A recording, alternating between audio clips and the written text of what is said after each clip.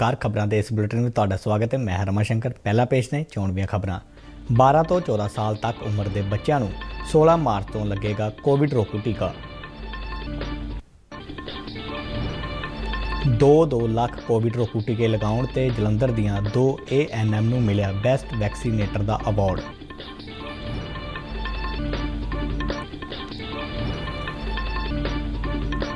राज सभा चोणां लई नोटिफिकेशन जारी। 21 मार्च तक नामजदगी पत्र दाखल किए जा सकणगे।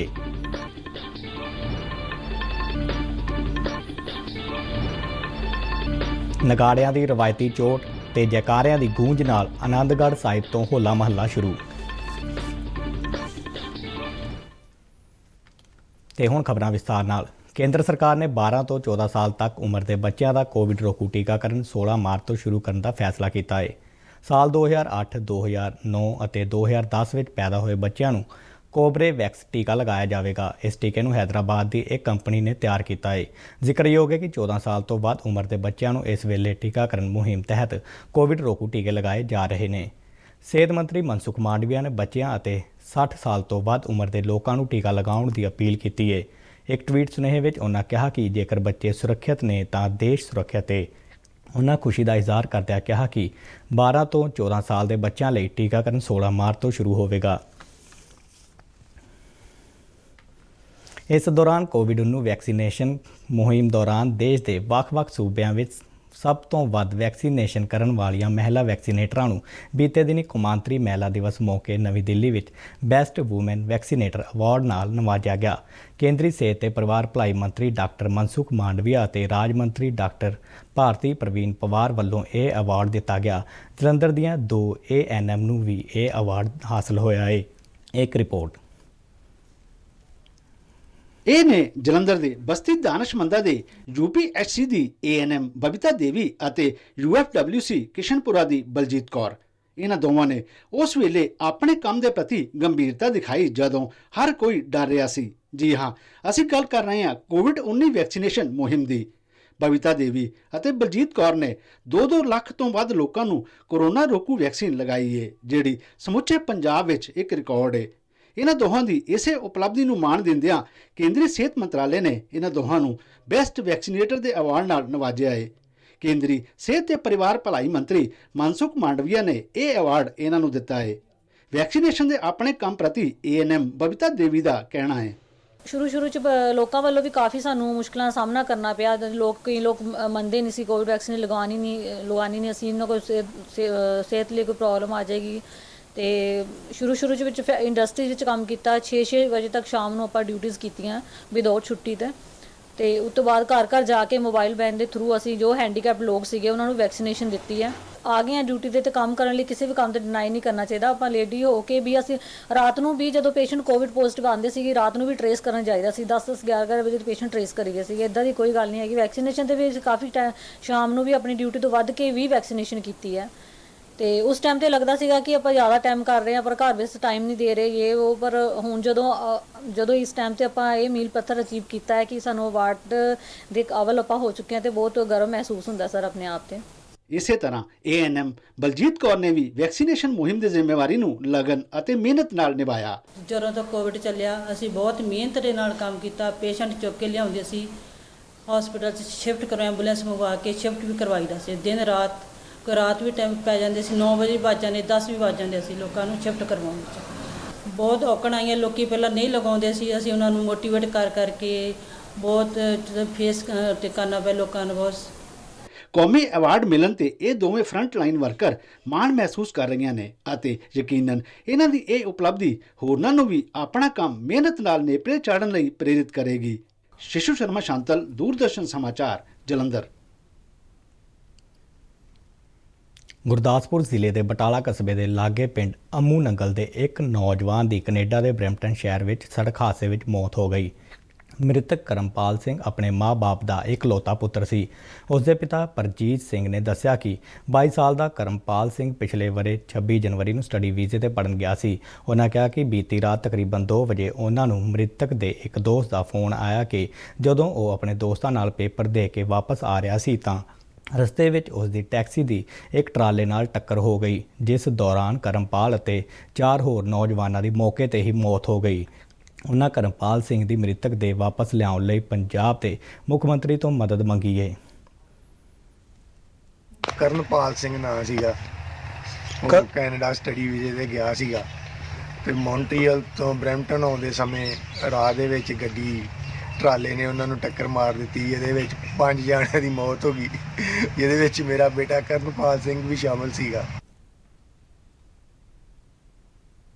ਇਸ ਦੌਰਾਨ ਵਿਦੇਸ਼ ਮੰਤਰੀ ਡਾਕਟਰ ਐਸ ਜੈਸ਼ੰਕਰ ਨੇ 5 ਭਾਰਤੀ ਵਿਦਿਆਰਥੀਆਂ ਦੀ ਮੌਤ ਤੇ ਦੁੱਖ ਦਾ ਇਜ਼ਹਾਰ ਕੀਤਾ ਹੈ। ਮ੍ਰਿਤਕਾਂ ਦੇ ਪਰਿਵਾਰਾਂ ਨਾਲ ਹਮਦਰਦੀ ਪ੍ਰਗਟਾਉਂਦਿਆਂ ਉਹਨਾਂ ਕਿਹਾ ਕਿ ਟੋਰਾਂਟੋ ਵਿੱਚ ਭਾਰਤੀ ਹਾਈ ਕਮਿਸ਼ਨ ਸਾਰੀ ਜ਼ਰੂਰੀ ਮਦਦ ਮੁਹੱਈਆ ਕਰਵਾਏਗਾ। ਟੋਰਾਂਟੋ ਵਿੱਚ ਭਾਰਤੀ ਹਾਈ ਕਮਿਸ਼ਨਰ ਅਜੇ ਬਿਸਾਰੀਆ ਨੇ ਕਿਹਾ ਕਿ ਮਦਦ ਲਈ ਪੀੜਤਾ ਤੇ ਦੋਸਤਾਂ ਨਾਲ ਸੰਪਰਕ ਕੀਤਾ ਜਾ ਰਿਹਾ ਹੈ। ਆਜ਼ਾਦੀ ਕਾ ਅੰਮ੍ਰਿਤ ਮਹੋਤਸਵ ਨੂੰ ਸਮਰਪਿਤ ਆਜ਼ਾਦੀ ਕਾ ਸਫ਼ਰ ਤਹਿਤ ਅਸੀਂ ਭਾਰਤ ਦੀ ਆਜ਼ਾਦੀ ਵਿੱਚ ਯੋਗਦਾਨ ਪਾਉਣ ਵਾਲੇ ਵੱਖ-ਵੱਖ ਮੰਨੇ ਪ੍ਰਮੰਨੇ ਅਤੇ ਗੁਮਨਾਮ ਆਜ਼ਾਦੀ ਸੰਗਰਾਮੀਆਂ ਦੇ ਜੀਵਨ ਤੋਂ ਪਹਿਲੂਆਂ ਤੋਂ ਤੁਹਾਨੂੰ ਜਾਣੂ ਕਰਵਾਉਂਦੇ ਹਾਂ। ਇਸ ਤੋਂ ਇਲਾਵਾ ਆਜ਼ਾਦੀ ਦੇ ਸੰਘਰਸ਼ ਨਾਲ ਜੁੜੀਆਂ ਹੋਰ ਗਤੀਵਿਧੀਆਂ ਬਾਰੇ ਵੀ ਦੱਸਦੇ ਹਾਂ।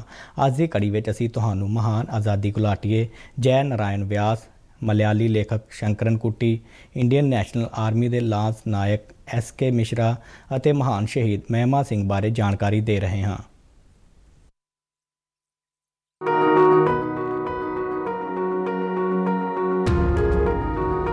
ਅੱਜ ਦੀ ਲੜੀ 'ਚ ਅਸੀਂ ਮਹਾਨ ਆਜ਼ਾਦੀ ਘੁਲਾਟੀਏ ਜੈ ਨਾਰਾਇਣ ਵਿਆਸ ਨੂੰ ਯਾਦ ਕਰ ਰਹੇ ਹਾਂ, ਜਿਨ੍ਹਾਂ ਦਾ ਦੇਹਾਂਤ ਅੱਜ ਦੇ ਦਿਨ 1963 ਵਿੱਚ ਹੋਇਆ ਸੀ।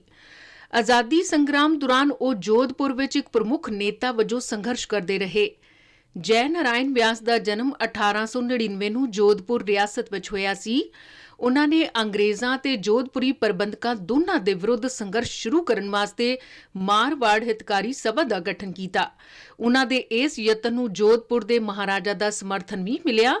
ਬਾਅਦ ਵਿੱਚ ਜੈ ਨਾਰਾਇਣ ਵਿਆਸ ਕਾਂਗਰਸ ਪਾਰਟੀ ਦੇ ਆਜ਼ਾਦੀ ਅੰਦੋਲਨ ਵਿੱਚ ਸ਼ਾਮਿਲ ਹੋ ਗਏ, ਜਿਸ 'ਚ ਮਹਾਰਾਜਾ ਪ੍ਰਤੀ ਸੰਵੇਦਨਸ਼ੀਲਤਾ ਤੇ ਹਮਦਰਦੀ ਨਹੀਂ ਸੀ। ਇਸ ਦੇ ਨਤੀਜੇ ਵਜੋਂ ਉਹਨਾਂ ਨੂੰ ਰਾਜ ਤੋਂ ਕੱਢ ਦਿੱਤਾ ਗਿਆ। ਬਾਅਦ ਵਿੱਚ ਉਹ ਆਪਣੇ ਗ੍ਰਹਿ ਨਗਰ ਪਰਤੇ ਤੇ 1941 ਵਿੱਚ ਜੋਧਪੁਰ ਨਗਰ ਪਾਲਿਕਾ ਦੇ ਪ੍ਰਧਾਨ ਬਣਾਏ ਗਏ। ਜੈ ਨਾਰਾਇਣ ਨੂੰ 5 ਵਾਰ ਜੇਲ੍ਹ ਜਾਣਾ ਪਿਆ। ਇਸ ਵਿੱਚ ਜੋਧਪੁਰ ਪ੍ਰਜਾ ਮੰਡਲ, ਯੁਵਾ ਲੀਗ ਅਤੇ ਮਾਰਵਾੜ ਲੋਕ ਪ੍ਰੀਸ਼ਦ ਵਿੱਚ ਉਹਨਾਂ ਦੀਆਂ ਗਤੀਵਿਧੀਆਂ ਦੇ ਇਲਜ਼ਾਮ ਵਿੱਚ 1942 ਤੋਂ 1944 ਤੱਕ ਦੀ 2 ਸਾਲ ਦੀ ਸਜ਼ਾ ਵੀ ਸ਼ਾਮਿਲ ਹੈ। ਵਿਆਸ ਨੂੰ ਜੋਧਪੁਰ ਤੋਂ ਸੰਵਿਧਾਨ ਸਭਾ ਲਈ ਚੁਣਿਆ ਗਿਆ। ਉਹਨਾਂ ਰਾਜ ਦੀ ਖੁਦਮੁਖਤਿਆਰੀ ਅਤੇ ਸੀਮਾ ਨਿਰਧਾਰਨ ਵਿਸ਼ੇ ਤੇ ਆਪਣੇ ਵਿਚਾਰ ਰੱਖੇ। ਆਜ਼ਾਦੀ ਮਗਰੋਂ ਮਾਰਚ 1948 ਵਿੱਚ ਵਿਆਸ ਜੋਧਪੁਰ ਰਿਆਸਤ ਦੇ ਪ੍ਰਧਾਨ ਮੰਤਰੀ ਬਣਾਏ ਗਏ ਤੇ ਬਾਅਦ ਵਿੱਚ ਉਹ ਰਾਜਸਥਾਨ ਦੇ ਮੁੱਖ ਮੰਤਰੀ ਬਣੇ। 1951 ਤੋਂ 1954 ਤੋਂ 2 ਵਾਰ ਉਹ ਇਸ ਅਹੁਦੇ ਤੇ ਰਹੇ। ਇਸ ਮਹਾਨ ਰਾਸ਼ਟਰਵਾਦੀ ਨੇਤਾ ਨੂੰ ਸਾਡਾ ਨਮਨ। കേരളമേ നിന്റെ ഓമന പേർ കേൾക്കേ।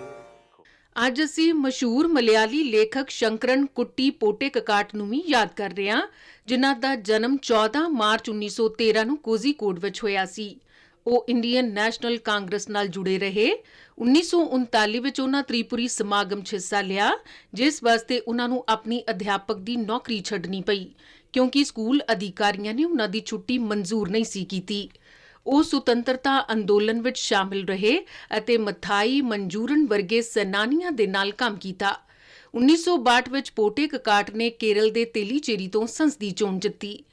ਪੋਟੇਕਕਾਟ ਜ਼ਬਰਦਸਤ ਸਮਾਜਿਕ ਪ੍ਰਤੀਬੱਧਤਾ ਅਤੇ ਆਦਰਸ਼ਾਂ ਦੇ ਲੇਖਕ ਸਨ। ਆਜ਼ਾਦ ਸੋਚ ਤੇ ਕਲਪਨਾ ਉਹਨਾਂ ਦੀ ਪਛਾਣ ਸੀ।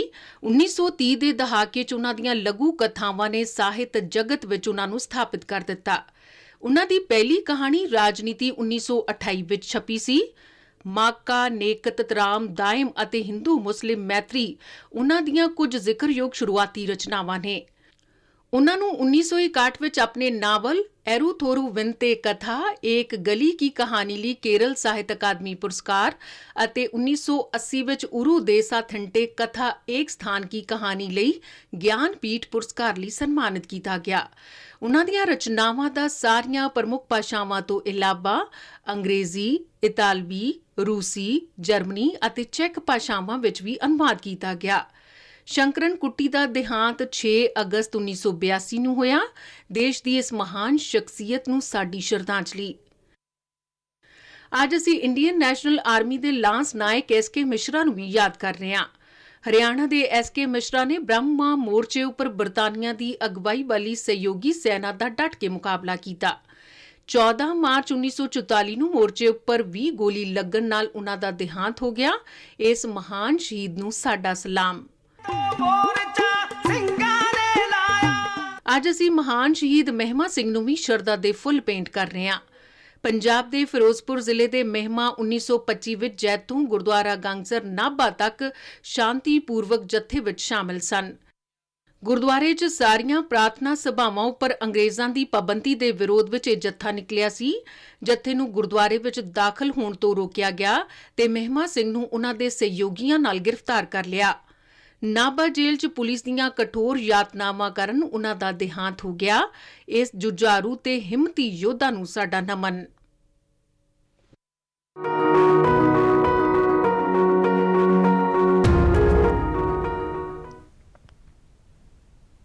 ਭਾਰਤ ਚੋਣ ਕਮਿਸ਼ਨ ਨੇ ਪੰਜਾਬ ਸਮੇਤ ਵੱਖ-ਵੱਖ ਸੂਬਿਆਂ ਵਿੱਚ ਰਾਜ ਸਭਾ ਦੀਆਂ 13 ਸੀਟਾਂ ਲਈ ਚੋਣ ਕਰਵਾਉਣ ਸੰਬੰਧੀ ਨੋਟੀਫਿਕੇਸ਼ਨ ਜਾਰੀ ਕਰ ਦਿੱਤਾ ਹੈ। ਇਹਨਾਂ ਵਿੱਚ ਪੰਜਾਬ ਦੀਆਂ 5 ਸੀਟਾਂ ਸ਼ਾਮਲ ਨੇ। ਪੰਜਾਬ ਦੇ ਮੁੱਖ ਚੋਣ ਅਧਿਕਾਰੀ ਡਾਕਟਰ ਐਸ ਕਰੁਣਾ ਰਾਜੂ ਨੇ ਦੱਸਿਆ ਕਿ ਅੱਜ ਨੋਟੀਫਿਕੇਸ਼ਨ ਜਾਰੀ ਹੋਣ ਦੇ ਨਾਲ ਹੀ ਨਾਮਜ਼ਦਗੀ ਪੱਤਰ ਭਰਨ ਦਾ ਅਮਲ ਸ਼ੁਰੂ ਹੋ ਗਿਆ ਹੈ। ਨਾਮਜ਼ਦਗੀ ਪੱਤਰ 21 ਮਾਰਚ ਤੱਕ ਦਾਖਲ ਕੀਤੇ ਜਾ ਸਕਣਗੇ। 22 ਮਾਰਚ ਨੂੰ ਨਾਮਜ਼ਦਗੀ ਪੱਤਰਾਂ ਦੀ ਪੜਤਾਲ ਕੀਤੀ ਜਾਵੇਗੀ ਤੇ 24 ਮਾਰਚ ਤੱਕ ਨਾਮਜ਼ਦਗੀਆਂ ਵਾਪਸ ਲਈਆਂ ਜਾ ਸਕਣਗੀਆਂ। ਡਾਕਟਰ ਰਾਜੂ ਨੇ ਦੱਸਿਆ ਕਿ ਵੋਟਾਂ 31 ਮਾਰਚ ਨੂੰ ਸਵੇਰੇ 9 ਵਜੇ ਤੋਂ ਸ਼ੁਰੂ ਹੋ ਕੇ ਸ਼ਾਮ 5 ਵਜੇ ਤੱਕ ਪਾਈਆਂ ਜਾਣਗੀਆਂ ਅਤੇ ਵੋਟਾਂ ਦੀ ਗਿਣਤੀ ਉਸੇ ਦਿਨ ਸ਼ਾਮ 5 ਵਜੇ ਕੀਤੀ ਜਾਵੇਗੀ। ਉਹਨਾਂ ਕਿਹਾ ਕਿ ਚੋਣਾਂ ਦਾ ਇਹ ਅਮਲ 2 ਅਪ੍ਰੈਲ ਤੋਂ ਪਹਿਲਾਂ ਮੁਕੰਮਲ ਕਰ ਲਿਆ ਜਾਵੇਗਾ। ਪੰਜਾਬ ਵਿੱਚੋਂ 3 ਸੀਟਾਂ ਲਈ ਵੱਖਰਾ ਤੇ 2 ਸੀਟਾਂ ਲਈ ਵੱਖਰਾ ਮਤਦਾਨ ਹੋਵੇਗਾ। ਪੰਜਾਬ ਤੋਂ ਸੁਖਦੇਵ ਸਿੰਘ ਢੀਂਡਸਾ, ਪ੍ਰਤਾਪ ਸਿੰਘ ਬਾਜਵਾ, ਸ਼ਵੇਤ ਮਲਿਕ, ਨਰੇਸ਼ ਗੁਜਰਾਲ ਅਤੇ ਸ਼ਮਸ਼ੇਰ ਸਿੰਘ ਦੁੱਲੋ ਦੀ ਰਾਜ ਸਭਾ ਮੈਂਬਰ ਦੀ ਮਿਆਦ 9 ਅਪ੍ਰੈਲ 2022 ਨੂੰ ਖਤਮ ਹੋ ਰਹੀ ਹੈ। ਪ੍ਰਧਾਨ ਮੰਤਰੀ ਨਰਿੰਦਰ ਮੋਦੀ ਨੇ ਸਿੱਖਾਂ ਦੇ ਨਵੇਂ ਵਰ੍ਹੇ ਤੇ ਸ਼ੁਭਕਾਮਨਾਵਾਂ ਦਿੱਤੀਆਂ ਨੇ। ਆਪਣੇ ਇੱਕ ਟਵੀਟ ਸੁਨੇਹੇ ਵਿੱਚ ਪ੍ਰਧਾਨ ਮੰਤਰੀ ਨੇ ਆਸ ਪ੍ਰਗਟਾਈ ਕਿ ਵਾਹਿਗੁਰੂ ਹਰ ਵਿਅਕਤੀ ਨੂੰ ਚੰਗੀ ਸਿਹਤ ਅਤੇ ਖੁਸ਼ਹਾਲੀ ਦਾ ਆਸ਼ੀਰਵਾਦ ਦੇਣਗੇ। ਪ੍ਰਧਾਨ ਮੰਤਰੀ ਮੋਦੀ ਨੇ ਕਿਹਾ ਕਿ ਗੁਰੂ ਸਾਹਿਬ ਦੀਆਂ ਸਿੱਖਿਆਵਾਂ ਨਾਲ ਦੁਨੀਆ ਭਰ ਵਿੱਚ ਖੁਸ਼ਹਾਲੀ ਰਹੇਗੀ। ਖਾਲਸਾਈ ਜਾਹੋ ਜਲਾਲ ਦਾ ਪ੍ਰਤੀਕ ਹੋਲਾ ਮਹੱਲਾ ਸ਼੍ਰੀ ਅਨੰਦਪੁਰ ਸਾਹਿਬ ਵਿਖੇ ਅੱਜ ਸਵੇਰੇ ਕਿਲ੍ਹਾ ਆਨੰਦਗੜ੍ਹ ਸਾਹਿਬ ਤੋਂ ਨਗਾੜਿਆਂ ਦੀ ਰਵਾਇਤੀ ਚੋਟ ਤੇ ਜੈਕਾਰਿਆਂ ਦੀ ਗੂੰਜ ਨਾਲ ਸ਼ੁਰੂ ਹੋ ਗਿਆ ਹੈ। ਇਹ ਕੌਮੀ ਤਿਉਹਾਰ 14 ਤੋਂ 19 ਮਾਰਚ ਤੱਕ ਪੂਰੀ ਸ਼ਰਧਾ ਤੇ ਉਤਸ਼ਾਹ ਨਾਲ ਮਨਾਇਆ ਜਾਵੇਗਾ। ਕੀਰਤਪੁਰ ਸਾਹਿਬ ਦੇ ਵੱਖ-ਵੱਖ ਗੁਰਦੁਆਰਿਆਂ ਵਿੱਚ ਅੱਜ ਤੜਕਸਾਰ ਤੋਂ ਸ਼੍ਰੀ ਅਖੰਡ ਪਾਠ ਸਾਹਿਬ ਦੇ ਪਾਠ ਆਰੰਭੇ ਗਏ, ਜਿਨ੍ਹਾਂ ਦੇ ਭੋਗ 16 ਮਾਰਚ ਨੂੰ ਪਾਏ ਜਾਣਗੇ। ਇਸ ਉਪਰੰਤ ਹੋਲਾ ਮਹੱਲਾ ਦਾ ਦੂਜਾ ਪੜਾਅ ਸ਼੍ਰੀ ਅਨੰਦਪੁਰ ਸਾਹਿਬ ਵਿਖੇ ਸ਼ੁਰੂ ਹੋਵੇਗਾ। 19 ਮਾਰਚ ਤੱਕ ਵੱਖ-ਵੱਖ ਗੁਰਦੁਆਰਿਆਂ ਵਿੱਚ ਗੁਰਮਤਿ ਸਮਾਗਮ ਕਰਵਾਏ ਜਾਣਗੇ। ਇਹਨਾਂ ਸਮਾਗਮਾਂ ਵਿੱਚ ਪੰਜਾਬ ਸਮੇਤ ਦੇਸ਼ ਦੇ ਹੋਰਨਾਂ ਸੂਬਿਆਂ ਤੋਂ ਵੱਡੀ ਗਿਣਤੀ ਵਿੱਚ ਸੰਗਤਾਂ ਸ਼ਿਰਕਤ ਕਰਦੀਆਂ ਨੇ। ਸੰਗਤਾਂ ਦੀ ਆਮਦ ਨੂੰ ਦੇਖਦਿਆਂ ਜ਼ਿਲ੍ਹਾ ਪ੍ਰਸ਼ਾਸਨ ਨੇ ਸੁਰੱਖਿਆ ਦੇ ਸਖਤ ਇੰਤਜ਼ਾਮ ਕੀਤੇ ਨੇ। ਇਸ ਮੌਕੇ ਤਖਤ ਸ੍ਰੀ ਕੇਸਗੜ੍ਹ ਸਾਹਿਬ ਦੇ ਜਥੇਦਾਰ ਸਿੰਘ ਸਾਹਿਬ ਗਿਆਨੀ ਰਘੁਵੀਰ ਸਿੰਘ ਨੇ ਸਮੁੱਚੀ ਸੰਗਤ ਨੂੰ ਹੋਲਾ ਮਹੱਲਾ ਦੀ ਵਧਾਈ ਦਿੱਤੀ ਹੈ। आज हमारे बने भाग प्रभ संगीत के लाग होली कीनी संत से वरंग लागा अत लाल देव दशमेश पिता धन गुरु गोबिंद सिंह साहब जी महाराज जी वालों अपने प्यारे खालसा जी को बख्शिश किए हुए खालसे की आन बान शान खालसे की वक्री होंद हस्ती के प्रतीक होले महल्ले की आरंभता पुरातन रवायत अनुसार अज नगारियां ते चोटा मार के गुरुद्वारा किला आनंदगढ़ साहब की तो आरंभ कर दी गई है। होले महल्ले की आरंभता ਬੰਗਲੁਰੂ ਦੇ ਚਿੰਨਾ ਸਵਾਮੀ ਸਟੇਡੀਅਮ ਵਿੱਚ ਭਾਰਤ ਨੇ ਸ਼੍ਰੀਲੰਕਾ ਨੂੰ ਦੂਜੇ ਕ੍ਰਿਕਟ ਟੈਸਟ ਮੈਚ ਵਿੱਚ 238 ਦੌੜਾਂ ਨਾਲ ਹਰਾ ਕੇ ਇਸ ਟੈਸਟ ਲੜੀ ਨੂੰ 2-0 ਨਾਲ ਜਿੱਤ ਲਿਆ ਹੈ। ਦਿਨ ਰਾਤ ਦੇ ਇਸ ਮੈਚ ਵਿੱਚ ਅੱਜ ਸ਼੍ਰੀਲੰਕਾ ਦੀ ਟੀਮ ਜਿੱਤ ਲਈ 447 ਦੌੜਾਂ ਦਾ ਪਿੱਛਾ ਕਰਦਿਆਂ 208 ਦੌੜਾਂ ਹੀ ਬਣਾ ਸਕੀ। ਭਾਰਤ ਵੱਲੋਂ ਅਸ਼ਵਿਨ ਨੇ 4 ਅਤੇ ਬੁਮਰਾਹ ਨੇ 3 ਵਿਕਟ ਹਾਸਲ ਕੀਤੇ। ਪੰਜਾਬ ਅਸੈਂਬਲੀ ਚੋਣਾਂ ਲਈ 10 ਮਾਰਚ ਨੂੰ ਗਿਣਤੀ ਵਾਲੇ ਦਿਨ ਜਲੰਧਰ ਵਿੱਚ ਸਪੋਰਟਸ ਕਾਲਜ ਗਿਣਤੀ ਕੇਂਦਰ ਦੇ ਬਾਹਰ ਸਾਬਕਾ ਵਿਧਾਨਕਾਰ ਕ੍ਰਿਸ਼ਨ ਦੇਵ ਭੰਡਾਰੀ ਅਤੇ ਪਾਰਟੀ ਆਗੂ ਕ੍ਰਿਸ਼ਨ ਲਾਲ ਸ਼ਰਮਾ ਨਾਲ ਕਾਂਗਰਸ ਦੇ ਹਮਾਇਤੀਆਂ ਵੱਲੋਂ ਕੀਤੇ ਹਮਲੇ ਵਿੱਚ ਕਾਰਵਾਈ ਨਾ ਹੋਣ ਅਤੇ ਦੋਸ਼ੀਆਂ ਨੂੰ ਗ੍ਰਿਫਤਾਰ ਨਾ ਕੀਤੇ ਜਾਣ ਦੇ ਵਿਰੋਧ ਵਿੱਚ ਬੀਜੇਪੀ ਦੇ ਆਗੂਆਂ ਨੇ ਅੱਜ ਜਲੰਧਰ ਦੇ ਡਿਪਟੀ ਕਮਿਸ਼ਨਰ ਘਨਸ਼ਾਮ ਥੋਰੀ ਨੂੰ ਇੱਕ ਮੰਗ ਪੱਤਰ ਦਿੱਤਾ। ਪਾਰਟੀ ਦੇ ਜ਼ਿਲ੍ਹਾ ਪ੍ਰਧਾਨ ਸੁਸ਼ੀਲ ਸ਼ਰਮਾ ਦੀ ਅਗਵਾਈ ਹੇਠ ਇੱਕ ਵਫਦ ਨੇ ਡਿਪਟੀ ਕਮਿਸ਼ਨਰ ਨਾਲ ਮੁਲਾਕਾਤ ਕੀਤੀ ਅਤੇ ਦੱਸਿਆ ਕਿ ਸਾਰੇ ਦੋਸ਼ੀ ਆਪਣੇ ਇਲਾਕਿਆਂ ਵਿੱਚ ਸ਼ਰੇਆਮ ਘੁੰਮ ਰਹੇ ਨੇ, ਜਿਸ ਨਾਲ ਪੀੜਤ ਡਰੇ ਹੋਏ ਨੇ। ਵਫਦ ਨੇ ਦੋਸ਼ੀਆਂ ਖਿਲਾਫ ਛੇਤੀ ਕਾਰਵਾਈ ਦੀ ਮੰਗ ਕਰਦਿਆਂ ਪੀੜਤਾਂ ਨੂੰ ਇਨਸਾਫ ਦਿਵਾਉਣ ਦੀ ਮੰਗ ਕੀਤੀ। ਖਬਰਾਂ ਦੇ ਬੁਲਟਨ ਸਾਡੇ ਦਰਸ਼ਕ RNU DDK ਜਲੰਧਰ ਦੇ YouTube ਚੈਨਲ, Facebook ਪੇਜ ਅਤੇ Twitter ਹੈਂਡਲ ਤੇ ਵੀ ਦੇਖ ਸਕਦੇ ਨੇ। ਬੁਲਟਨ ਦੇ ਅਖੀਰ ਵਿੱਚ ਚੋਣਵੀਆਂ ਖਬਰਾਂ ਇੱਕ ਵਾਰ ਫਿਰ ਤੋਂ।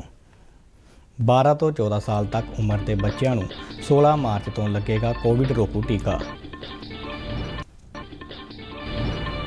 2 ਲੱਖ ਕੋਵਿਡ ਰੋਕੂ ਟੀਕੇ ਲਗਾਉਣ ਤੇ ਜਲੰਧਰ ਦੀਆਂ 2 ANM ਨੂੰ ਮਿਲਿਆ ਬੈਸਟ ਵੈਕਸੀਨੇਟਰ ਦਾ ਅਵਾਰਡ।